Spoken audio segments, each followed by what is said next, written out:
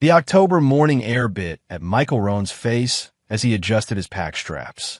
Breakwater Trail stretched ahead through the pine forest, familiar as his own backyard after dozens of hikes. Twyla skipped beside him, her small boots crunching through fallen leaves. "Dad, look!"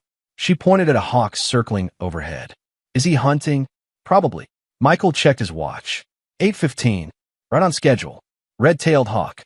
See how he rides the thermals. Twyla nodded, her dark eyes tracking the bird. At 8 years old, she absorbed everything like a sponge. Too much, sometimes. Michael wondered what else she'd been absorbing lately. They climbed steadily for 40 minutes. Michael's military training kicked in automatically note the weather, check the trail conditions, stay alert. Old habits from his SEER instructor days. The forest was quiet except for their footsteps and the distant call of a woodpecker. "How much further to the lookout?" Twyla asked. "Half-mile." Michael handed her his water bottle. Small sips. She drank and wiped her mouth with her sleeve. "Mom said we might see deer today." "Maybe." Michael tried to keep his voice neutral. Mary had been pushing these weekend hikes lately.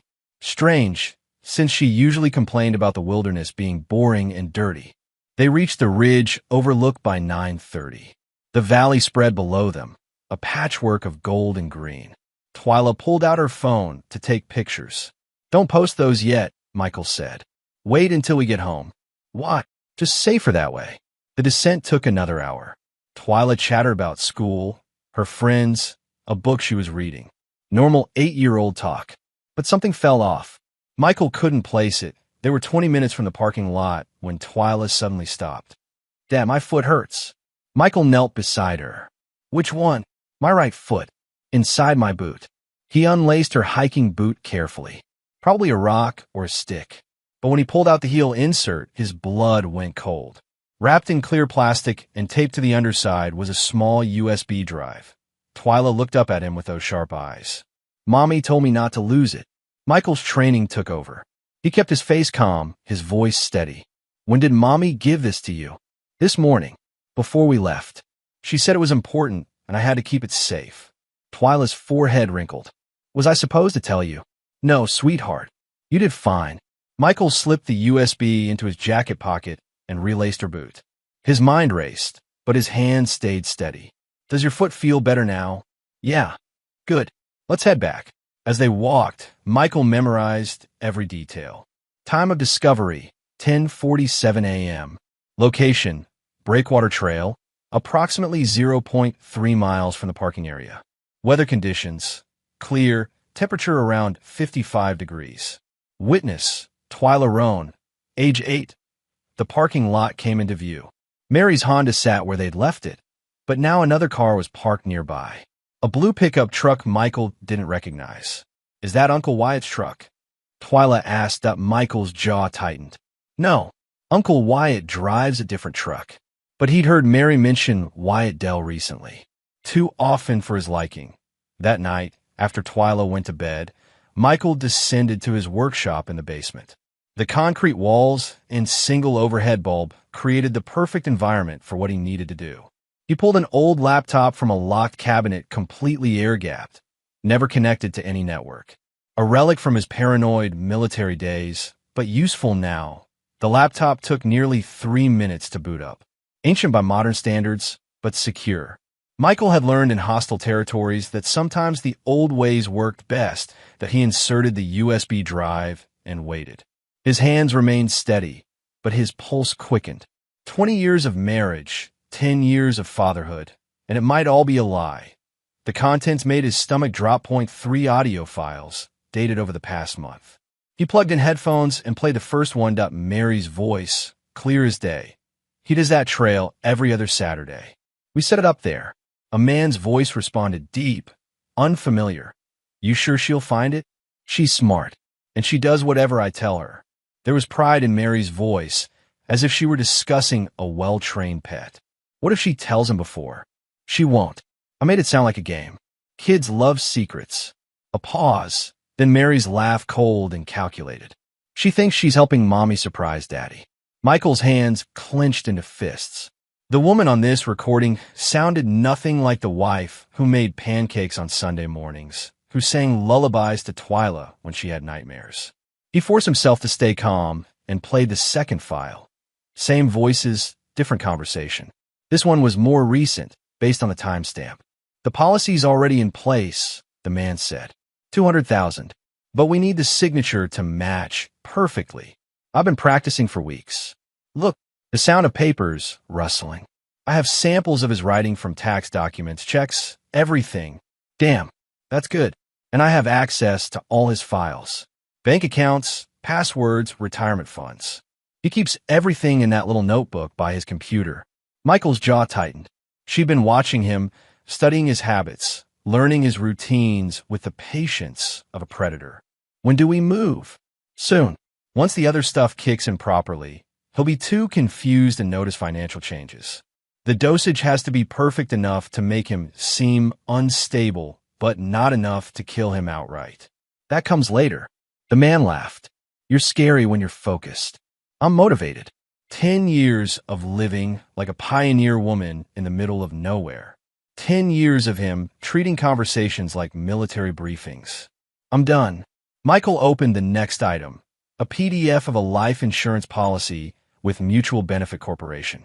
The signature looked like his, but the handwriting was slightly off. The beneficiary was listed as Mary Roan, that he'd never signed this policy. Had never even heard of Mutual Benefit Corporation. The third file was a spreadsheet. His retirement account numbers, passwords, and a list of transfers. $43,000 had been moved over the past 6 months. Small amounts, carefully spaced to avoid detection. The final document was a draft custody petition. Mary Roan versus Michael Roan. The claims hit him like a punch. Respondent exhibits signs of mental instability, including paranoid behavior, social isolation, and erratic mood swings. Respondent has begun demonstrating concerning patterns of aggression and unpredictable reactions that pose a potential risk to the minor child's emotional and physical well-being. At the bottom of the folder was a passport application for Twyla. Under the name Twyla Dell, Michael sat back in his chair. 20 years of military training had prepared him for many things, but not this. Not betrayal from the person who shared his bed every night. He opened a new notebook and began writing. Date, time, evidence collected, observations. The same methodical approach he'd used in hostile territory overseas. First priority, protect Twyla. Second priority, gather more evidence. Third priority, decide what came next. He copied the USB contents to 3 separate drives, then hid them in different locations around the house. The original went into a safety deposit box he'd maintained separately for years. When he finally went upstairs, Mary was asleep, or pretending to be. She'd left a cup of herbal tea on his nightstand with a note. Thought this might help you sleep better. Love, M. Michael stared at the cup for a long moment. Then he poured it down the bathroom sink and filled it with water from the tap. Over the next 3 days, Michael began the most important performance of his life. Every gesture, every word, every reaction had to be perfectly calibrated. Too much confusion, and Mary might accelerate her timeline. Too little, and she'd realized the drugs weren't working. He studied her routine with the same attention he'd once paid to enemy patrol patterns. Mary woke at 6:30, made coffee, then spent 20 minutes on her phone before starting breakfast. During that phone time, she always stepped onto the back porch for privacy. Tuesday morning, Michael positioned himself where he could watch her through the kitchen window. She typed rapidly, paused to read responses, typed again. The conversation seemed urgent, animated. When she came back inside, she was smiling. Good morning, sleepyhead, she said, though Michael had been awake for an hour. How are you feeling? Tired. Weird dreams. Oh no, what kind of dreams? Michael had prepared for this question. Can't really remember. Just unsettling. Like people were watching me. Mary's eyes brightened with interest. That sounds stressful. Maybe the tea isn't helping as much as we thought. Maybe I need a stronger dose. I'll look into that. She prepared his usual breakfast: eggs, toast, orange juice, but also brought him a steaming mug of herbal tea. The same blend she'd been serving for weeks. Michael lifted the cup to his lips, inhaled the steam, then pretended to take a small sip before setting it down. Let it cool. Make sure you finish it all, though. The herbs work better when you get the full dose. While she busied herself cleaning dishes, Michael carefully poured the tea into a sample container hidden beside his chair. He developed a system, small plastic vials tucked into various hiding spots around the house, each one labeled with date and time. "I need to run some errands this morning," Mary said, not quite meeting his eyes. "Will you be okay alone for a few hours?" "Sure. I might work in the shop." "Good. Stay busy. It's good for your mind." After she left, Michael collected the tea sample and drove to a different location, a storage unit he'd rented under a false name years ago. Inside were items from his military days: weapons, communication equipment, surveillance gear, and other tools he'd hoped never to need again. That he also had contact information for people who owed him favors. People with access to laboratories, background databases, and other resources that existed in the gray areas between legal and illegal. The lab analysis would take 24 hours, but Michael already suspected what they'd find. Wednesday morning brought more of the same routine. Mary's phone session on the porch lasted longer, this time nearly 30 minutes. When she returned, she seemed agitated. "Everything okay?" Michael asked. "Just work stuff. A client's being difficult." But Mary hadn't taken on new clients in months. Her parenting blog generated minimal income, and her nutrition consulting had dwindled to almost nothing. "Want to talk about it?" "No, it's boring." She handed him his tea with a forced smile. "Drink up. This is a new blend, supposed to be even better for anxiety." The liquid was darker than usual, with a slightly bitter smell. Michael pretended to sip, while actually letting the tea touch only his lips. Even that small contact left a faint numbness on his tongue. Thursday afternoon, Michael drove to Missoula with 3 vials of the tea. His contact at the lab was a former Army medic who owed him a favor. "How fast can you run these?" Michael asked. "What am I looking for?" "Anything that shouldn't be there." 24 hours. Friday evening, his phone buzzed with a text message from the lab. "Call me. Now." Michael stepped outside to make the call. "Michael, where did you get this stuff? What did you find?" "Scopolamine. Not enough to kill someone, but enough to cause memory problems, confusion, decreased judgment. Someone's been dosing you regularly." Michael closed his eyes. "How long would it take to affect someone?" "Depends on body weight and frequency. But if someone's been getting this daily for weeks." The medic paused. "They'd be pretty messed up by now. Malleable. Suggestible. Thanks. I owe you." "You don't owe me anything, brother. But watch your back." Saturday morning, Michael installed motion-triggered recording devices in the kitchen and hallway. Military-grade equipment, virtually invisible when properly placed. He learned surveillance techniques during his SEER training, but never imagined using them in his own home. The devices were smaller than matchboxes, with battery life measured in weeks rather than hours. Each one transmitted to a central receiver hidden in his workshop, creating a comprehensive audio net throughout the house. Mary was at her yoga class, or so she said. Michael had 45 minutes to complete the installation that he also placed a GPS tracker on Mary's Honda, hidden beneath the rear bumper, using magnetic mounting. The tracking app on his phone would show him everywhere she went, how long she stayed, and what route she took. But he needed more than just her movements. He needed to know who she was talking to, what she was planning, when they intended to act. Michael opened his laptop and began configuring network monitoring software. If Mary used their home internet for communications, he'd see every website, every message, every file transfer. That afternoon, he called his sister. "Ray, I need a favor." "What kind of favor?" Ray Hill's voice was instantly alert. 20 years running a security business had sharpened her instincts to a razor's edge. "Background check. Guy named Wyatt Dell. Lives somewhere around Missoula." "This business or personal?" "Personal. Very personal." Ray was quiet for a moment. She knew her brother well enough to recognize when something was seriously wrong. "Give me 12 hours. And Michael, yeah, whatever this is about, be careful. You sound different." "I'm fine. That's what worries me." While he waited for Ray's research, Michael reviewed Mary's recent behavior with fresh eyes. The sudden interest in hiking. Her new workout routine that seemed to involve a lot of time away from the house. The way she watched him when she thought he wasn't looking like a scientist monitoring an experiment. And Twyla. Sweet, innocent Twyla, used as a delivery system for evidence of her mother's betrayal. That part hurt worst of all, involving their daughter in a plot to murder her father. That night, Mary made dinner chicken and rice with vegetables. She served him a larger portion than usual, then hovered nearby while he ate. "You need to eat more," she said. "You're getting too thin." "Am I?" "Yes. And you seem distracted lately." "Forgetful." Michael nodded slowly, playing his role. "Maybe you're right." After dinner, she brought him another cup of tea. This one's different. A blend that's supposed to help with mental clarity. The irony was almost funny. A drug designed to cloud his judgment, presented as something to improve it. "Thanks."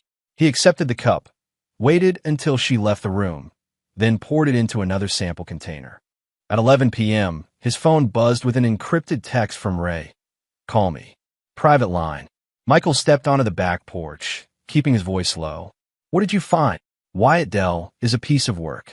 43 years old, former paramedic, lost his license 3 years ago for falsifying drug inventory records. Since then, he's been running some kind of men's self-help retreat in Missoula. What kind of retreat? Warrior Spirit Reawakening or some garbage like that. Charges guys $2,000 for a weekend of camping and group therapy. Claims he can help them reclaim their masculine power through wilderness survival and emotional breakthrough sessions. Any other red flags? His house went into foreclosure 6 months ago. He's been living in a rental cabin outside town, behind on rent. And get this, there's a civil suit pending against him. Woman named Jennifer Torres claims he took $25,000 from her for some business investment that never materialized. Michael absorbed this information. Sounds like he needs money, desperately. His truck's been repossessed twice. He owes back taxes. The guy's drowning financially. Ray paused. "Why are you asking about this loser?" Michael was quiet for a moment. "I think Mary's having an affair with him." "Jesus, Michael. Are you sure? Sure enough to need that background check. What are you going to do?" "Still figuring that out." "You need help?" "Not yet. But stay close to your phone. Always do." "And Michael? Whatever Mary's done, don't do anything stupid. Twyla needs her father." "I know." Sunday morning, Mary suggested they take Twyla to church. They rarely attended services, but Michael agreed. During the sermon about forgiveness and redemption, he watched Mary's behavior. She seemed nervous, checking her phone repeatedly despite being in a house of worship. The pastor spoke about the importance of honesty in relationships, about trust being the foundation of marriage. Mary shifted uncomfortably in her seat. After church, they stopped for lunch at a family restaurant downtown. The place was crowded with the after-service crowd, families sharing meals and catching up on local news. Twyla excused herself to use the bathroom, and Mary immediately reached for her phone. "Work emergency?" Michael asked, "Just checking messages." But her fingers were flying across the screen, typing rapidly. Michael memorized the direction her phone was facing, the angle of her hands, the speed of her typing. Later, he'd check the cell tower records if necessary. When Twyla returned, Mary quickly put the phone away and smiled brightly. "Ready to go home, sweetheart. Can we get ice cream first?" "Of course. Anything for my baby girl." But Michael noticed how Mary's hand trembled slightly as she reached for her purse. Whatever message she'd sent had left her shaken. That afternoon, he received another package at his P.O. box. Photos from a private investigator Ray had connected him with. High-quality surveillance images taken with telephoto lenses from concealed positions. Mary's Honda parked at a cabin outside Missoula. Timestamps showed she'd been there 3 times in the past week, always during Twyla's school hours. More photos showed Mary and a tall, bearded man embracing in the doorway. The man had thick arms covered in tattoos, the kind of rugged appearance that attracted women looking for excitement. Wyatt Dell. The final photos were the most damning. Mary and Wyatt sitting at a kitchen table, papers spread between them. Even from a distance, Michael could see they were reviewing documents, pointing at specific sections, making notes, planning. Michael studied the photos with the same detachment he'd once used to analyze enemy positions. The timestamps showed a pattern. Mary visited the cabin every Tuesday and Thursday, staying for 2 to 3 hours each time. His phone buzzed with a text from Mary, taking tea to get ice cream. Back in an hour. But the GPS tracker showed her car was still at home. Michael walked to the garage. Mary's Honda sat in its usual spot, but the engine was warm. She'd driven somewhere recently. Despite the tracker showing no movement, that she discovered the GPS device and disabled it. Or more likely, Wyatt had done it for her. A former paramedic would know about surveillance techniques, especially someone desperate enough to get involved in murder for money.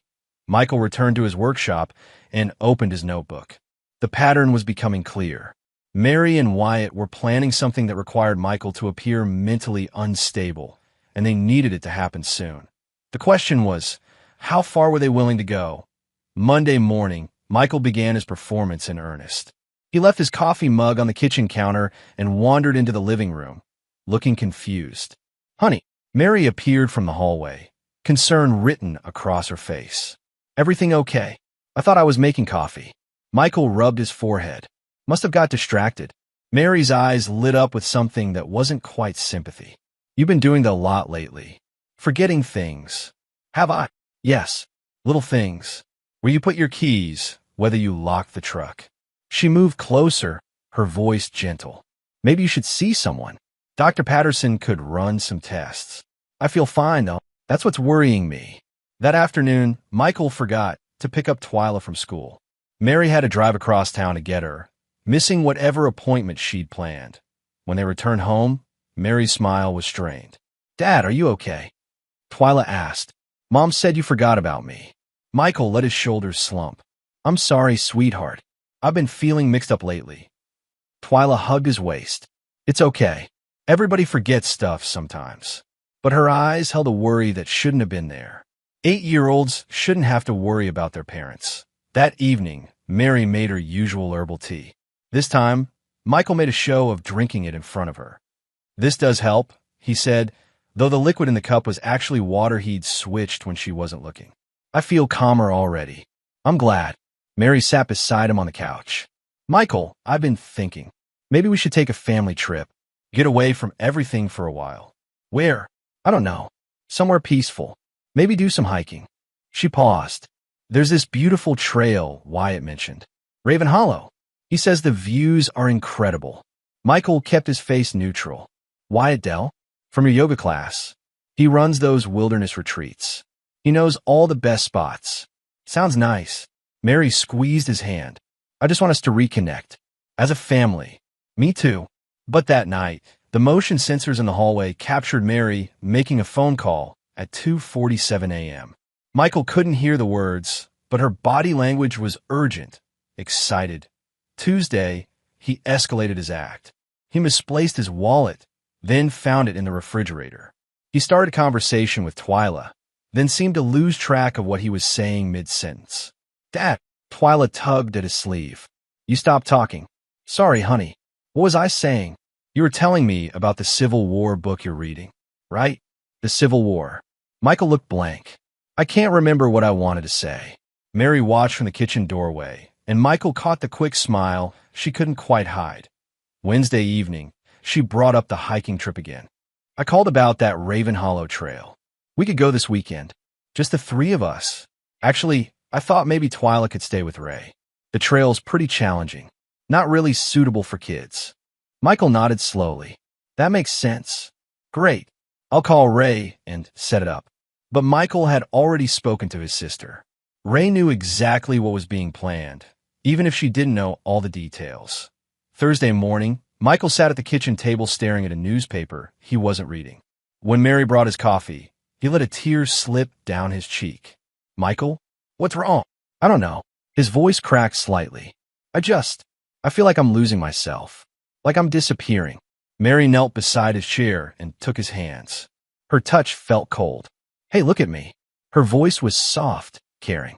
"You're going to be okay. We're going to figure this out together. What if something's really wrong with me? Then we'll deal with it. But you're not alone." When Twyla hugged him goodbye before school, she whispered, "I love you, Dad, even if you forget things." The words hit him harder than any enemy fire he'd ever faced. Friday afternoon, Mary was practically vibrating with nervous energy. She'd spent the morning on the phone, speaking in hushed tones whenever Michael appeared. "Everything set for tomorrow?" he asked. "Yes." "Ray's expecting Twyla around 8. We can start early, beat the crowds." "What should I bring?" "Just water and snacks. I'll handle the rest." That evening, Mary prepared what she called a special dinner to celebrate their upcoming hike. Grilled salmon, roasted vegetables, and a bottle of wine she'd been saving. "To new beginnings," she said, raising her glass. "To new beginnings." Michael ate carefully, watching Mary's movements. She seemed anxious, checking her phone repeatedly. After dinner, she brought him a cup of tea in an unusual mug larger than normal, with a different pattern. "This is a stronger blend," she said. "For a deeper sleep. You'll need your energy tomorrow." Michael accepted the cup and pretended to drink. But this time, the liquid had a slightly bitter taste, even when it just touched his lips. He made sure none actually went down his throat. "You're right," he said after a few fake sips. "I do feel more relaxed." "Good. Finish it all." Michael nodded and continued his performance, tilting the cup without actually drinking. When Mary wasn't looking, he poured the remainder into a sample container hidden beside his chair. By 10 p.m., he was supposed to be heavily sedated. Instead, he lay in bed listening to Mary move around the house. She made another phone call, this one from the living room. Her voice was too quiet to hear clearly, but the tone was excited, urgent. Around midnight, she slipped out of bed. Michael heard the front door open and close softly, then the Honda's engine starting, but he checked the backup GPS tracker he'd hidden in her gym bag. She was driving toward Missoula. She returned at 3:15 a.m., sliding back into bed carefully. Michael maintained his breathing pattern, pretending to be deep asleep. Saturday morning, Mary was up early, preparing trail snacks and filling water bottles. She seemed jittery, dropping things and making unnecessary noise. "How did you sleep?" she asked when Michael appeared in the kitchen. "Like the dead." He stretched and yawned. "That tea really worked." "Good. You'll need your energy today." They dropped Twyla at Ray's house at 8 a.m. His sister gave him a meaningful look as they said goodbye. "Have fun on your hike," Ray said, "and be careful up there. Weather can change fast in the mountains." "We will," Mary replied quickly. "Come on, Michael. We should get going." As they drove toward Raven Hollow, Michael noticed Mary's hands shaking slightly on the steering wheel. "You nervous about something?" he asked. "Just excited. It's been too long since we had time alone together." But when she thought he wasn't looking, she pulled out her phone and sent a quick text message. Friday night, while Michael was performing his sedated act and Mary was making final preparations, Wyatt Dell was 3 beers deep at Mulligan's Bar in Missoula. The place smelled of stale cigarettes and broken dreams, a perfect match for Wyatt's current state of mind. His financial situation had become desperate over the past month. The cabin rental was 3 weeks overdue. His truck payment was late again, and the civil lawsuit from Jennifer Torres was eating up what little money he had left from his failed retreat business. But tomorrow would change everything. Tomorrow, he'd finally get what he deserved. One more round, he told the bartender, though he'd already had plenty. The alcohol was helping quiet the voice in his head that kept saying this plan was insane. At the end of the bar, Jake Morrison sat nursing a whiskey and watching a college football game on the overhead TV. Jake had worked alongside Wyatt back in their firefighting days, before Wyatt's life went sideways with the drug charges and license suspension. "Hey, Jake," Wyatt called out, sliding onto the adjacent stool with less grace than he intended. "How you been, brother?" Jake looked him over. Wyatt had lost at least 20 pounds since their last encounter. His beard was unkempt, and his clothes looked like he'd been wearing them for days. The transformation from confident paramedic to desperate drifter was complete. "I'm good, Wyatt." "You?" "Never better." Wyatt grinned and ordered another beer, waving away Jake's concerned expression. "In fact, I'm about to come into some serious money. Won't be drinking in dumps like this much longer." "Yeah? New job?" "Something like that." Wyatt's voice dropped to what he thought was a whisper, but alcohol had seriously affected his volume control. Several other patrons could hear every word. "Let's just say I'm about to inherit a ranch and a girl." Jake frowned, setting down his drink. "What do you mean?" "Can't say too much. But there's this woman. See? Married to some army guy with PTSD or whatever.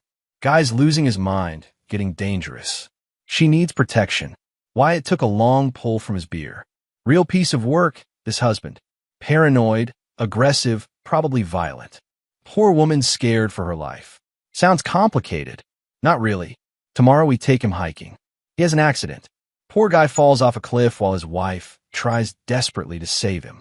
Wyatt laughed, loud enough that the bartender glanced over with disapproval. She inherits everything. Life insurance, ranch, the whole package. And guess who's there to comfort the grieving widow? Jake felt his stomach tighten. Wyatt, that sounds brilliant? Yeah, I know.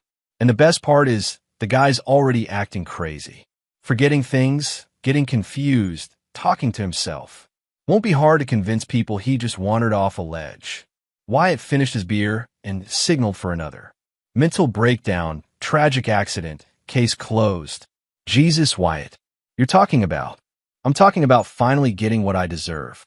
Wyatt's voice turned bitter. You know how long I've been scraping by? Living in that shitty cabin, dodging bill collectors, watching other people get rich while I can barely afford ramen noodles? This is my ticket out. Jake stood up and threw money on the bar. I gotta go. Come on, don't be like that. Have another drink with me. Tomorrow night, we'll be celebrating. I'll buy you a steak dinner at the best restaurant in town. Wyatt grabbed Jake's arm. Hell, I'll buy the whole damn restaurant.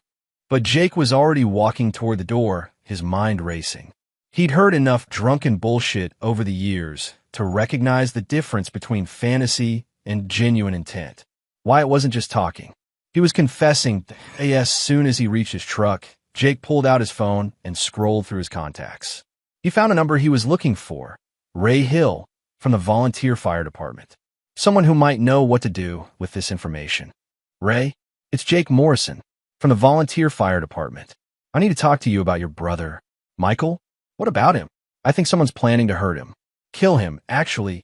The line went quiet for several seconds. Tell me everything. The Raven Hollow trailhead was empty when they arrived Saturday morning at 7 a.m. Mary had chosen, no witnesses, no other hikers to complicate things. The parking area could hold maybe 20 vehicles, but theirs was the only one. Beautiful morning, Mary said, shouldering her pack.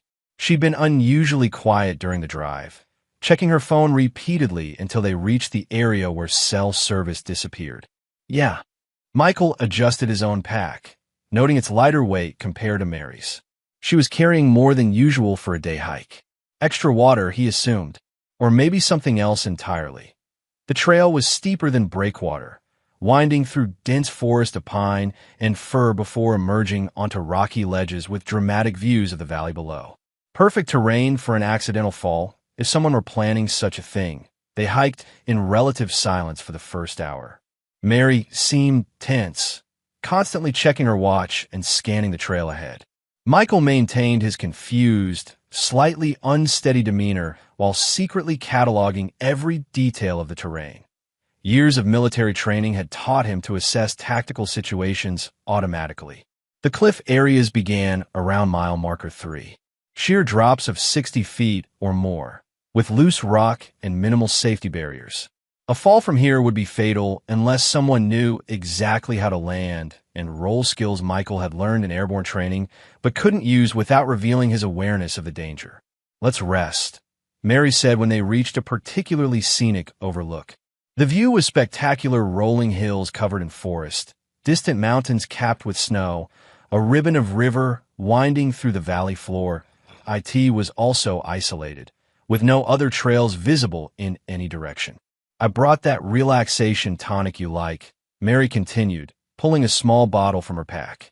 Dark glass, unmarked, containing amber-colored liquid that looked like whiskey, but probably wasn't. Drink up, she said, handing it to him with what she probably thought was a loving smile. You look tired. Michael accepted the bottle and pretended to examine the view while actually watching Mary's reflection in the dark glass. Her whole body was tense, coiled like a spring ready to release. Her breathing was shallow and rapid despite the rest stop. He could see what she was planning. Once he drank whatever was in the bottle, he'd become disoriented, confused, easy to manipulate toward the cliff edge. A small push at the right moment, a few scratches on her arms to suggest she'd try to save him, and the grieving widow would inherit everything. Michael uncapped the bottle and raised it to his lips, then paused. This entire trail's monitored. Mary froze mid-breath. What? Michael lowered the bottle without drinking and calmly pulled his phone from his pocket. Two-way surveillance. Wireless relay. GPS logged. Audio backed up remotely. Michael, I don't understand. You understand perfectly. He scrolled through his phone's photo gallery, each image carefully saved and organized. Look familiar? The first image showed Mary and Wyatt embracing outside the cabin, her arms wrapped around his neck, their bodies pressed together in obvious intimacy. The second was a screenshot of financial transfers from his retirement account, each transaction highlighted in red. The third was the lab report showing scopolamine levels in the T samples, clinical proof of systematic poisoning. Mary's face went white as fresh snow. Where did you get these? The USB drive. The one you planted in Twyla's boot. Michael's voice remained calm, controlled, though rage burned in his chest like a furnace. You turned our 8-year-old daughter into your delivery system. I don't know what you're talking about. Really? Michael played one of the audio recordings. Mary's voice echoed across the mountain air, sharp and clear. He does that trail every other Saturday. We set it up there. Then Wyatt's voice. You sure she'll find it? She's smart, and she does whatever I tell her. Mary staggered backward, her face cycling through shock, denial, and finally calculation as she searched for a new angle of attack.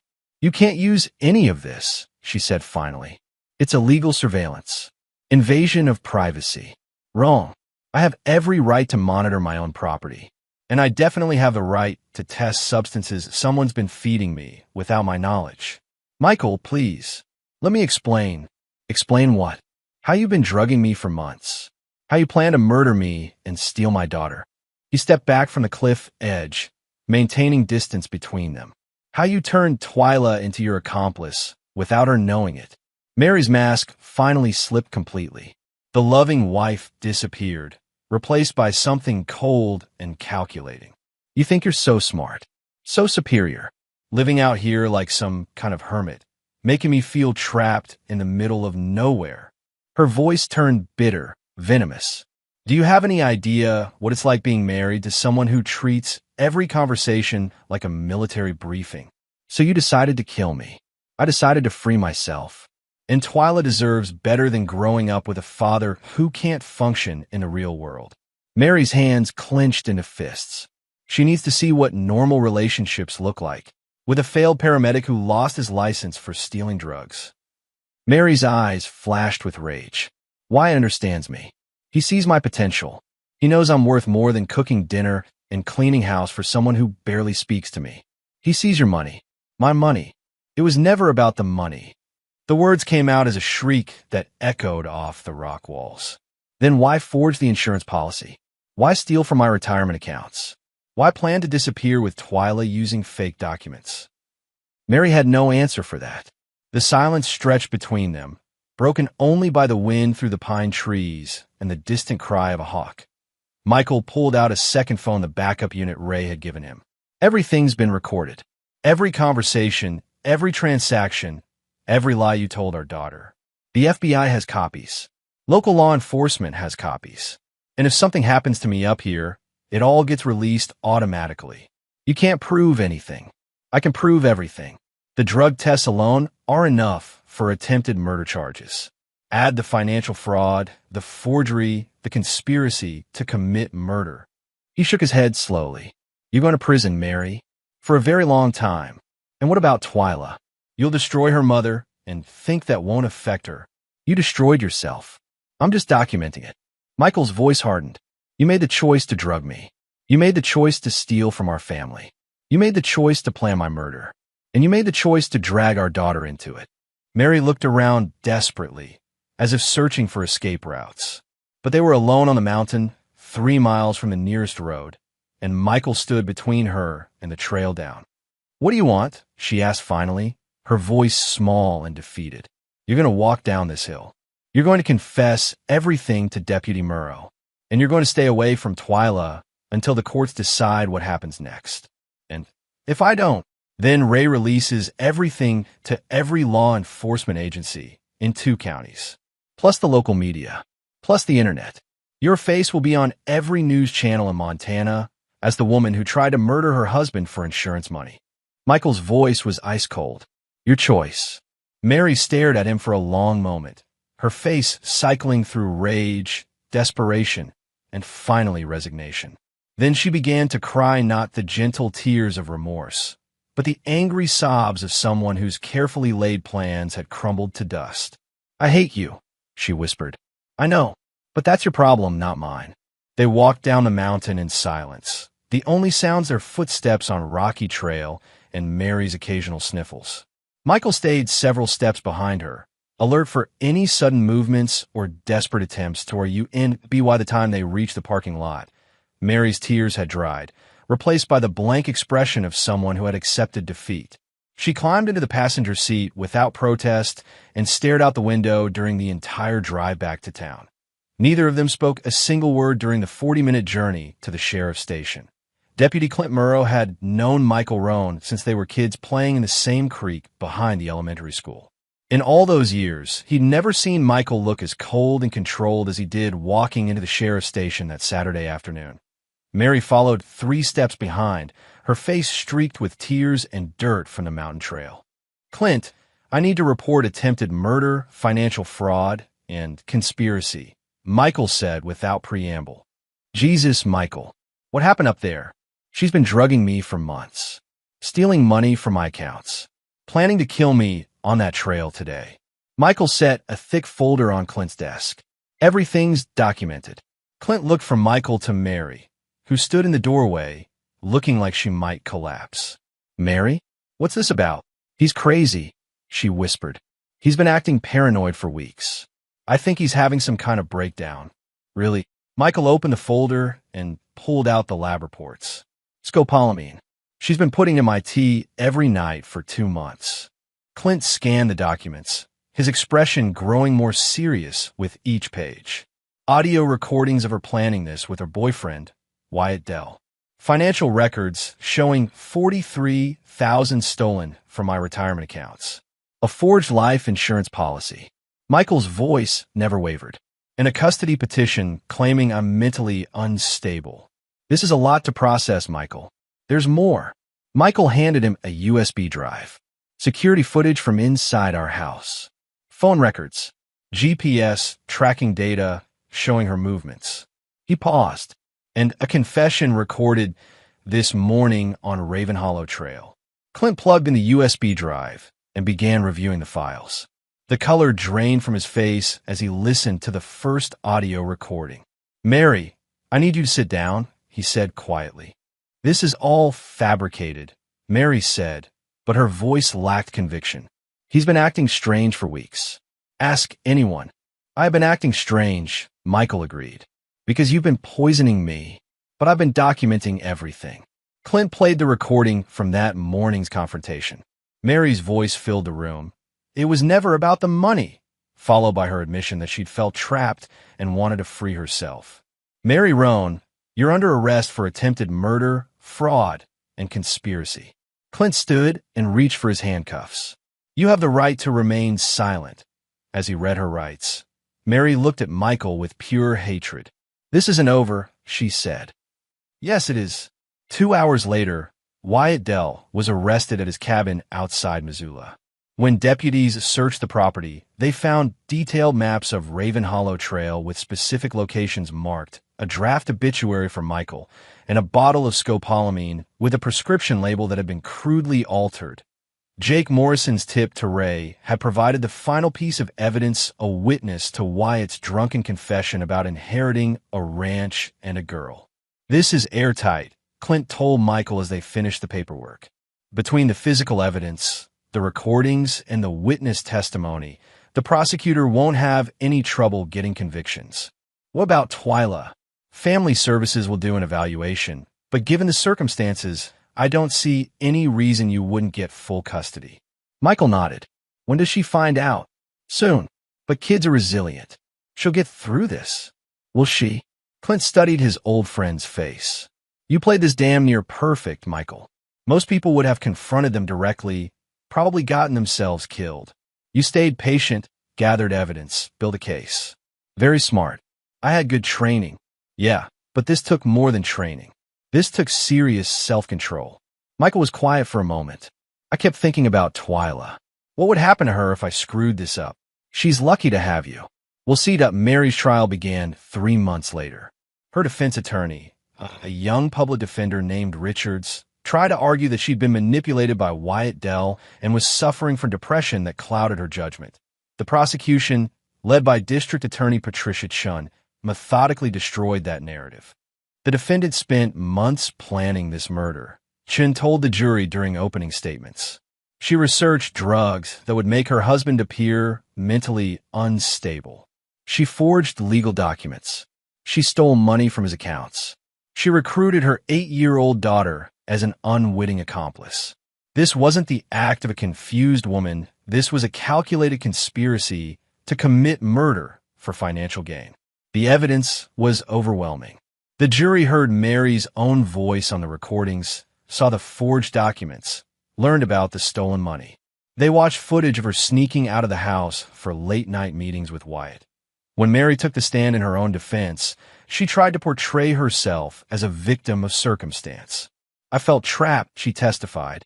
Michael was becoming increasingly paranoid and controlling. I was afraid for my safety and my daughter's safety. So you decided to drug him? The prosecutor asked. I was trying to calm him down, help him sleep better.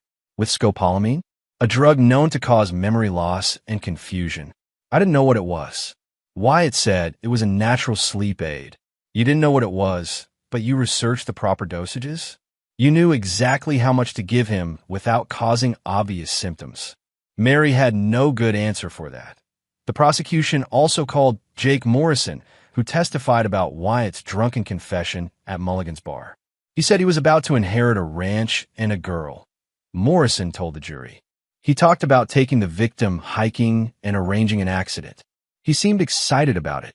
When it was the defense's turn, Richards tried to paint Wyatt as the mastermind who manipulated Mary. My client is a victim here too, he argued. She fell under the influence of a predatory man who saw her vulnerabilities and exploited them. But the prosecution had already shown the jury that Mary had initiated contact with Wyatt, that she'd been the one to suggest the hiking plan, and that she'd forged documents without his help. Wyatt had already pled guilty in exchange for testifying against Mary. His testimony was devastating. She came to me with the idea, he admitted, said her husband was already acting crazy because of some stuff she was giving him. Asked if I knew about hiking accidents, ways to make them look natural. Did you help her plan the murder? We talked about it, but it was her idea from the start. She wanted him dead, wanted his money, and wanted me to help her disappear afterward. And the child? Twyla. Mary said we'd take her with us. Start fresh somewhere else. The jury deliberated for less than 3 hours. Guilty on all counts. Attempted murder, conspiracy, fraud, theft, and child endangerment. T. Sensing.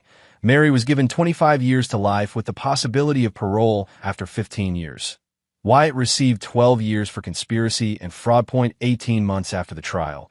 Michael received a letter at his P.O. box.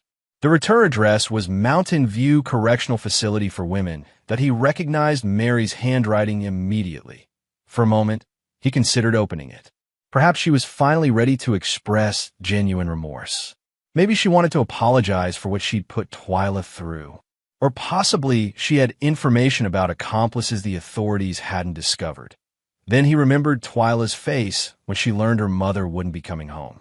The nights of nightmares, the therapy sessions, the careful questions about whether Daddy might leave too. Michael took the letter to his truck and drove to the post office. He placed it in a return envelope along with a single yellow sticky note that read, "You had one job. Protect her. You failed." He mailed it back without reading a single word. 2 weeks later, another letter arrived.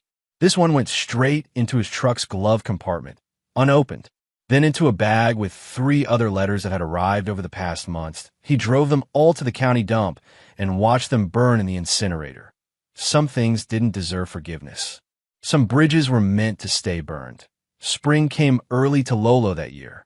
Michael and Twyla spent Saturday morning at the farm supply store, selecting apple tree saplings for the ridge behind their house. "Why apples?" Twyla asked as they loaded the trees into the truck bed. "Good question.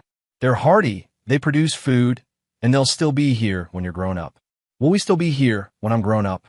Michael looked at his daughter, now 9, taller, with a more serious expression than most kids her age. "Do you want to be?" "I think so. I like it here. It's quiet." "It is quiet." They drove home in comfortable silence, country music playing softly on the radio.